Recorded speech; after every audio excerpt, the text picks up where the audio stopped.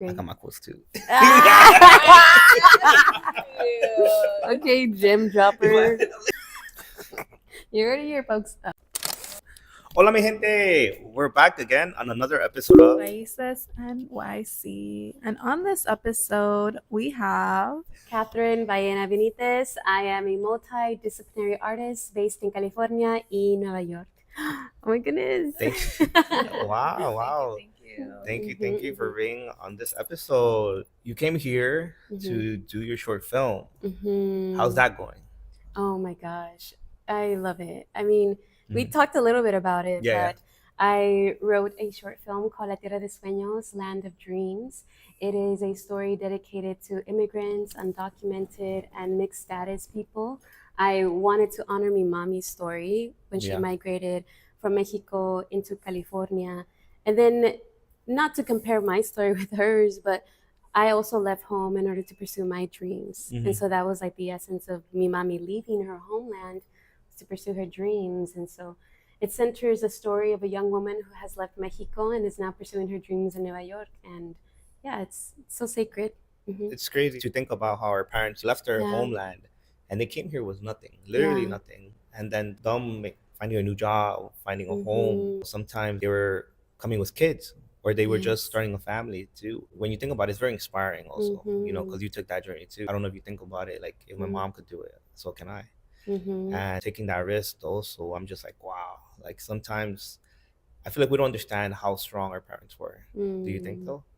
Yeah. I've always known my parents were super resilient for leaving their homeland, for leaving everything they've ever known. I'm sure people watching this have also probably realized the predicaments that we are currently in with our communities and recognizing that the pursuit of a better life, everyone deserves that. And I know for my parents, they did everything that they could to give my siblings and I the best life possible. But I think about how my mommy and my dad, like they didn't have the opportunity to learn English. You know, my mommy came here in her 30s and almost immediately she became a mommy. And then for 10 years, she focused on raising my siblings and I. So by the time that she was ready to possibly fly, she was in her early 40s. And then she developed a chronic illness. So it's just like all these things of wanting a better life. And then sometimes the universe has different plans. But oh my gosh, I love my parents. They're farm workers. Also working in the fields is a different story in California. I mean, I'm sure people have heard the farmers experiencing forms of harm and sometimes neglect. And I'm like, damn, if I could, I'd give every single farm worker a better life, you know? Everybody deserves that, yeah. what part of Mexico were your parents from? Yeah, my dad is from Guerrero, Quitlapa, and my mom is from Michoacan. Wow. Yeah. And that's really crazy because this morning too, I saw that Michoacan and Guerrero are one of the main states right now in Mexico fighting narcotraficantes. It's very harsh environments they're living through right now. Yeah. And you know, your parents did that. They migrated for a better future. You mentioned that your mother wasn't able to fulfill her dreams, but I think sometimes things always come around. And I think in a way you are fulfilling your mother's dreams, maybe in just a small part, you know, where, you know, she wasn't able to live that creative side of her and you are not fulfilling that for her possibly. That's true. That's very true. You mentioned that your mom used to be an artist. Yes. Well, even in her 20s, like, you know, she played in el coro and she played the guitar. So she was very artistic in the sense that she was expressing herself creatively without realizing that she was. And I tell her now, I'm like, mami, si te doy la guitarra, puedes tocar una canción. She's like, ya se me olvidó. I'm like, no. Oh, no way. Yeah, but I'm like, I believe it that if she held the guitar again, she'd be able to remember the strings because I just need to get her a guitar. Muscle memory. Muscle memory. Yeah, I think so. Like, you know, she does have a guitar. Yeah. Like, Yeah, I know. That's it. Like, By herself. She'll be like, you know, also you mentioned earlier that you got into the art when you were in college. Yeah. So what moment during college that it? Oh my goodness. It feels like I'm late in the game, even though everybody tells me it's yeah. divine timing. You know, Yeah. everybody's path is divine in the sense that regardless of whatever age you start, you know, your career in, it's all because of a purpose. I had always been in love with the arts. I had always been in love with film, and I didn't leave that love when I was 12, because that's when it started. I Mhm. really fell in love with it when I was 12. And then I had no idea where to start though. How do you, I had no idea. I was Yeah, like, yeah, where yeah. do you even start? I'm like, my parents don't speak English. I don't know anyone in the arts. Yeah, yeah. I don't know anything about film. And it wasn't until college where I realized, oh my gosh, there's a major in Yeah. theater and film and performance and dance Mhm. and writing. And I have always written. I would always write little poems, sometimes like angry poems, Oh, wow. like Yeah. at the world or whatever. And Mhm. sometimes when my sisters would argue, I'd be like, roses are red, violets are blue, Yeah, yeah, yeah. sibling things. And Yeah. then it wasn't until college that I began to just test the waters, taking classes here and there. Mhm. But my focus was in business. And Oh, yeah, I wow. know. Look, that's such a like I different thing. It's such know. a whole whoa. Right. You know, it's like that. You know, you find your purpose, you're growing, and you're seeing what you Mhm. do. But I'm like, wow, business to I art. know. Yeah, yeah. Yeah. Well, it ended up making sense because I realized to do this work, and because our communities aren't taught this work, Yeah, yeah. we deserve to know Mhm. how to manage things in entertainment. Yeah. And that's when I got my feet wet in the water. I first started doing management, and then I started doing management in theater. Okay. And then I started still taking classes throughout of like, performance classes in acting and writing and in dance. And then I realized, oh, if I ever want to do my own production, it's good that I know about budget, expenses, Yeah. and Yeah. contracts and legal stuff. It's so important, and our communities aren't taught that. No, no, So no. in many ways, I feel like the universe was also guiding me to learn some things because I had no idea. It makes sense. With business, you can go into any different field because you know how to budget, you know how to manage money Yeah. in order to produce all the creative stuff that you want to do. Mm-hmm. But what did your parents think of when you said, "Hey, like I'm gonna drop business and I'm gonna go live my creative dreams"? Yeah. Because it's a huge 180. Mm-hmm. And your parents know, they're thinking, okay, yeah, now she has her career, she's in business, and then Mhm. you're like, wait, hold up, I'm not done yet. Yeah.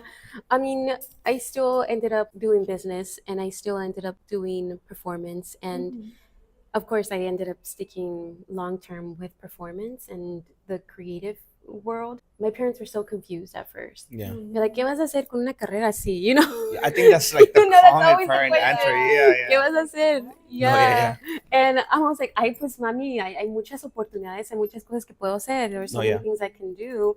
It's just they were never taught that you can expand within the career. No, yeah. And it's okay because I also feel like they didn't know either. Like, how do you learn these things unless you're involved? It's the same chat sometimes we have with everyone.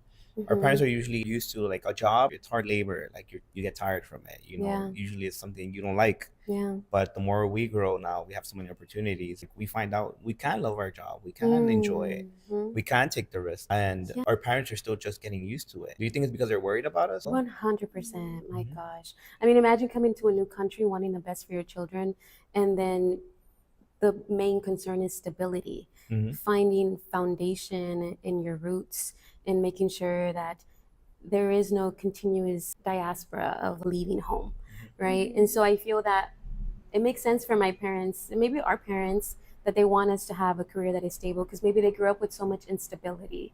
And so growing up with such instability, you want your babies to have the best life with good stableness. So I never judged them for it. If anything, I was like, I understood them, but I was patient with them. I was like, eventually they'll come around.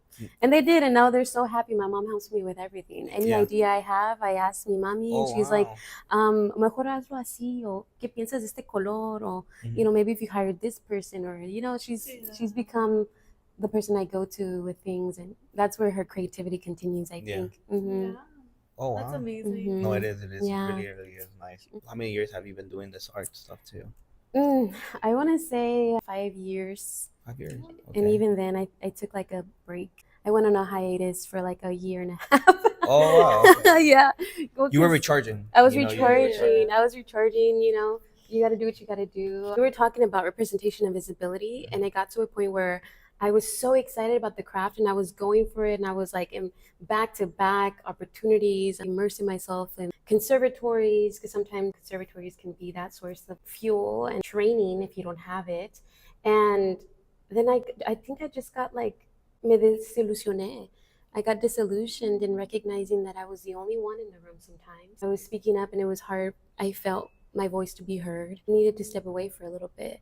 And then during that time, I just got closer to my mom. I got closer to mis raíces. I did other things, not necessarily that I left the craft completely, but I ended up immersing myself in understanding the history of the art and understanding my place in the world. What do I really want to say? How do I feel about integrating mi mami, my parents, my family in this craft? But it was challenging. And now, after my hiatus, I'm like, I'm ready. I'm ready because now I know who I am. I think brown femmes aren't taught who they are. And I feel like their power is sometimes stripped away from them. And I feel that my power, my voice, I was losing it. It was getting muffled in other places and other people's ideas of what brown femininity means. And I got to a point where I was like, I can reclaim it and I can make it mine. And now I know why I'm here. I got lost. Me perdí, but I'm back. I'm back. Well, what Yeah. does brown femininity mean to you, though? Yeah. What did you find out that? It's beautiful, that it's powerful, that there's an unapologetic essence about, you know, the brown femme experience. I think about mi mami, who's a curandera too, and recognizing that there's a lot of strength in history and in ancestry, and it's things that others may seem taboo. They're like, what is curandismo? What do you mean hierbas can help you? What do you mean that there's like limpias, a cleanse could like get rid of, and malojo, right? Not everybody knows that ancestral practices are divine and they are ceremonies and rituals that have been passed on for many, many years, that have survived so many moments of harm, and they continue to be here. And I think I got lost with this idea of like, maybe it's not good, or maybe we don't need it. And then I was like, okay, I'm getting lost on who I am supposed to be. And then coming back to my raíces, I realized there's so much power in us that I think maybe wants to be stripped away. And there's nothing wrong with our indigenous features. There's nothing wrong with our trenzas. There's nothing wrong with our beadwork, with our brown skin. There's nothing wrong with it. If anything, there's so much power. And so that's why I feel like the brown femme experience is so divine, but also the brown experience in general. Yeah. I think too, it's like, you know, you grow up in this brown body, you grow up in this brown culture, and so it just becomes the norm to you. Yeah, right? yeah. But you have to sit back and realize that you are different, and even our culture, curanderos and all of that, that's something that the regular person does not know, but we do. That's like something that that's kind of like our norm. But there's people who just don't even realize, or don't even like believe in it, or have never heard of it. And so for you to celebrate that, expose that in a way as well, where it's like, you know, this should be celebrated, this should be talked about more. It puts a spotlight on it. And I'm glad you're doing that for your community and, you know, all the other brown girls out there. I know. Oh, little cuties. And Love little all my brown boys too. and little brown boys too. Oh my god, so cute. You heard that? I know. He's surprised, that's why he's I know, he's like, oh. I feel like now, because of social media, we have more representation. I always say brown is beautiful, especially growing up here, always feeling like a minority. Like, you know, not everyone feeling proud of being brown. And finally going back to Mexico, I realized, whoa, this is all we have. This is what we've done. This is the musician, the art, and all of that too. Thank you to social media. Now people see it like, whoa, you know, 100%. This is what we have. Do you feel like the same way too? Yeah. Oh, yes, 100%. Do you ever have people also coming to you like, oh, like, you know, I love what you do, or hey, like, you know, like I saw you on Instagram or TikTok. Yeah. Like, how does it feel when like these people come up to you, like kind of celebrating you? I know. I mean, it's such a dream because I keep saying this, like, I do what I do for us because I know when I am no longer here, my work will be what they have. And so I just feel so overjoyed and so overwhelmed knowing that my work is touching people's lives while I'm alive. You know, I'm like, oh my God, that's so beautiful. You know, like, I wish our ancestors would have had that experience. Oh my gosh, if I could have just told them, you did so much. Thank you, Talaso Kamati, por todo lo que hicieron, you know, in the midst of experiencing so much violence, you all were resilient in making sure that nuestras costumbres, nuestras tradiciones continúen.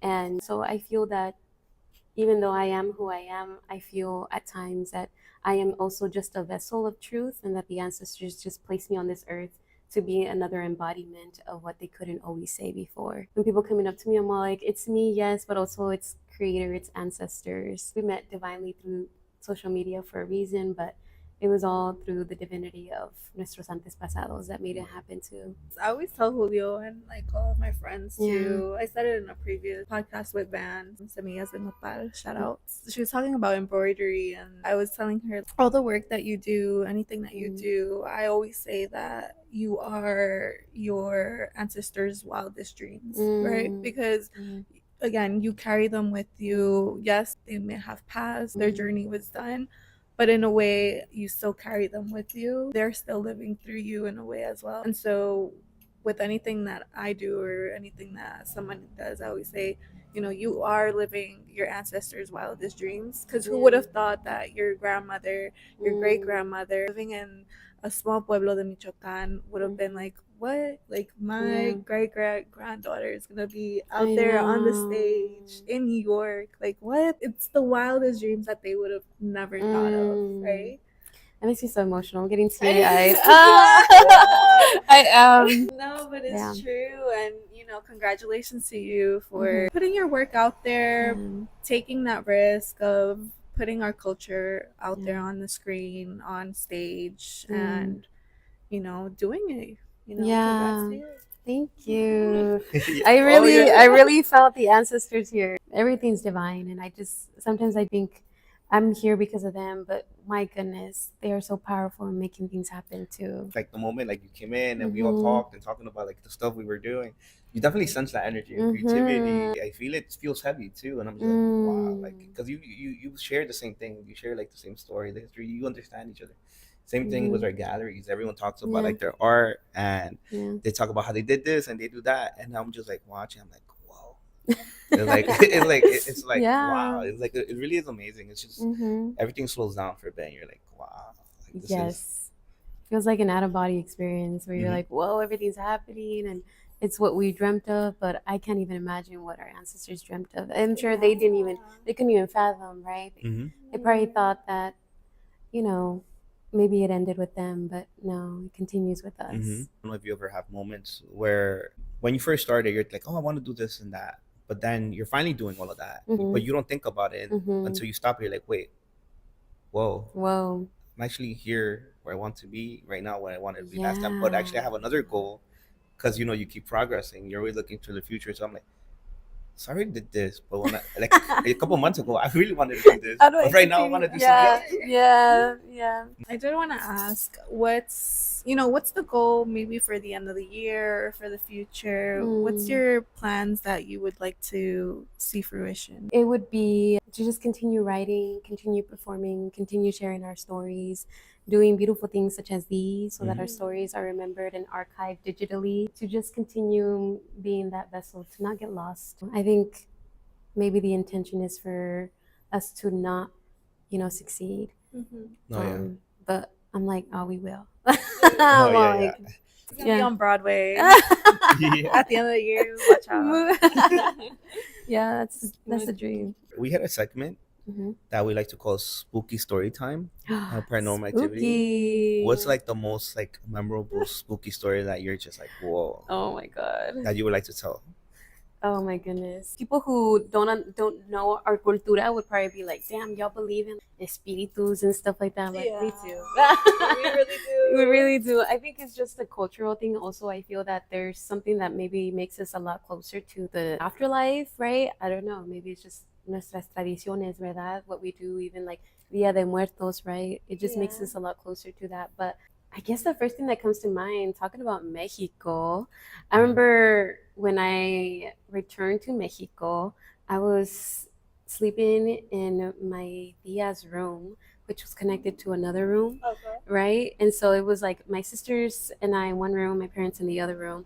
And then every time El Gallo que cantaba in the mornings, I could hear it, and then I could also feel like a breeze of sound coming from one side of the room to the end of the room, but it was always saying my name. It was like a breeze of sound, and it was just like, Katy. And I remember just thinking, chills. I know. And it was like, era la madrugada, what, like 4 in the morning? And I remember thinking, oh no, like, somebody's here for me. Oh shit! It's my time. It's not. That's like scary. Yeah. I got chills. Yeah. Can you imagine hearing that? Like, Little brown girl, come with me. Oh my god. Vámonos. That's hilarious. Yo. Spooky season. Oh my god, wait, let me hold him. So cutie. But that would happen Yes. to you like every morning while you were there. Yeah. I'm like, I need emotional support. No, yeah. Yeah, it was traumatizing. I'm like, what is it? I go into a different one. It was a scary time. It was a scary time. That was one of the most memorable. Yeah, I was, pero también estaba chiquita. Yeah, I think children are more prone to that experience because son bien inocentes, and sometimes they gravitate different things. And I was like 5 or 6. Okay. Yeah. Wow. No, yeah. If you remember it, then it must have been like something. It was kids too. Yeah. I mean, I was sweating. Yeah. I remember, and then being under the covers and being like, yeah. I was like, ¿Quién miss? I know it's not mommy. And then I ended up finding out that my abuelita used to live in that house, and my abuelita passed in that house. And then I was also told that when I was very little, I used to speak to someone. But I remember my mommy telling me, "Me dijiste que te visitó tu abuelita." No way. What? Yeah. That's crazy. And I don't remember that, but that's why I would also feel very in tune with like ancestors and creators and the feminine power, because mi mami, mi abuelita, mi tatarabuela. Yeah. These stories keep getting crazier. I don't know if I like spooky stories. Not spooky season. Oh my goodness. Yeah. No, yeah, definitely. I just feel like most of like our people are just more connected too. Yeah. Because, well, I always like saying like in my room, Yeah. there's always something happening, but I never hear it. But all my family members like, yeah, we always hear someone playing in your room. One of my my cousin's boyfriend, he was like, we were talking, and then he got shook because he was like, dude, I'm like, and I'm talking to him, I'm like, what happened? I just saw something walk into your room just right now. And I'm like, really? And that's crazy. And then I'm like, but I'm not scared. I'm like, because I'm already, I know there's always something. And they're like, you, and I'm like, are you okay? I just literally saw someone just walk into your room. I'm like, okay. That's so wild. And they're like, and or also my uncle, he took a nap in my room, and he's like, I felt someone touch my chest. I'm like, and you don't. I'm like, you don't feel nothing. I'm like, I really don't. It's like, that's it. So I go into my room though, and I just see my puppet laying on the bed like that. Not that puppet, another puppet. I was like, ¿Qué pasó? I have the original puppet, but like this. What I He's levitating. But what I say too is like, I feel like I always have like this positive thing that I feel like my puppets just protect me. Yeah. Like even for like bad energy and all of that too. Just because maybe or the ghost just me tiene lástima. He's like, he's too tired already. Let me not. That was scary, spooky story time. This is all based on true stories. Based on a true story, yeah. Oh, we always have those tough moments in our lives. You know, say we didn't have a good day, things were just going wrong. You know, what do you remind yourself of to keep going and just be like, you know what, today is not the day, tomorrow will be better? I'm such a like affirmation girl. Okay. Where I will sit down and just talk to myself, which may sound spooky, but no. Yeah, I think affirmations are a beautiful way of reminding yourself to come back to your center. And I always remind myself, I will be okay. Everything will be okay. And things happen the way that they need to. And I know that I am divinely protected and guided. Ancestors are always by my side. I'll be all right. And so that's what keeps me grounded and focused. And like, no importa lo que pasó, mañana sería otro día. Yo me siento bien porque estoy protegida. Wow. Okay. That ending. That okay. Yo. I thought I was the one with quotes, but like, okay, poet. All right. Okay. Writer. Thank you again, and also like, you know, sharing like everything you've been doing. I feel like everyone needs to hear this. Everyone needs to hear a story. There's always going to be someone that, you know, sometimes they're in the same place or they don't know where to start because there's no instructions on how to begin. There's no book, there's no nothing. But watching, you know, people like us be like, okay, they did it like this, so I could just start. The best way is just going ahead and start. You're gonna fail, and there's always gonna be more lows, but the ups are more memorable. I don't know if you agree with me too. I agree. I got my quotes too. Okay, gym dropper. My God. She's like, hold up, I got it right now. Bravo, bravo. We do a battle. We're like, who could do, Yeah, who could do better? What would you tell your younger self? You know, maybe middle school and high school is tough right now, but Yeah. we're gonna be okay in the future. What would you tell her, or any other younger girl out there? Yeah, I would say nunca pagues tu luz. Don't dim your light. Not for anybody. Not because of fear. Just do it. You know, I think that's you're like, what else am I gonna say? I already see the carita like. You're gonna zoom in on that one. That was good.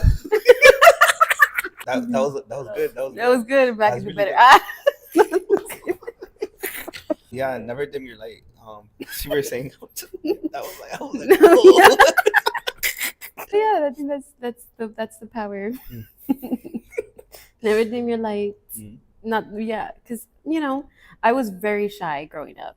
Yeah, Oh, I was. okay. Y'all are shy. What? Spooky. Yeah. Okay. Yeah. No, I was really shy. Yo no decía nada. Yo me quedaba bien calladita. Y I would just write and just do my work and not speak to anybody. Pero luego empecé como a desarrollarme. I always knew, like, behind closed doors, my family era bien como bromista, bien sociable, bien risueña.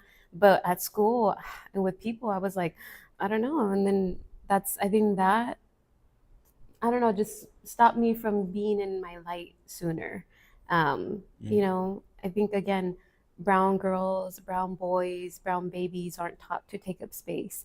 And so if I could tell little me, I'm like, you can speak up, you can say something. O sea, tu voz es importante. Take the mic, I would tell her that. And I would say it to anybody else too, the little ones. Wow, no, that's really powerful because for Julio and other people who we've interviewed, and especially for me growing up, I was super little. Like I was very outgoing. I would talk to everybody, but I don't know. I think something always like switches in us, whether it's like around that puberty age. The real world comes for our innocence, and we do dim our light. Yeah. Right? We're taught to, don't say anything, just be quiet, or no des lata. And it's sad. It's sad that thing that happened to us growing up. But I think in a way we come back to it, right? Where it's like, all right, right now you're gonna go through your struggle, but you're gonna find yourself later on. You're gonna find your light, your voice, your personality, and your purpose. And I think you've done that very well. This is only the beginning. And I can really see it just for you, where it's like, this is only just a small piece of what you have to offer the world. And it's just going to get bigger and better for you. Oh. You're in my trap. I receive it. Lo recibo con amor. Muchas gracias. Yeah. Thank you again. And it's just so crazy again because we met 2 years ago, just one time, and now we're back again. Universe, like, it always works when you're ready. Universe sees it and they're like, okay, they're ready. Let's go back to see that. First, okay, my job again. That's what was not even trying. You got your elusive. You got I got free flowing. But on that great note, we're done. Yes. Thank you for having me.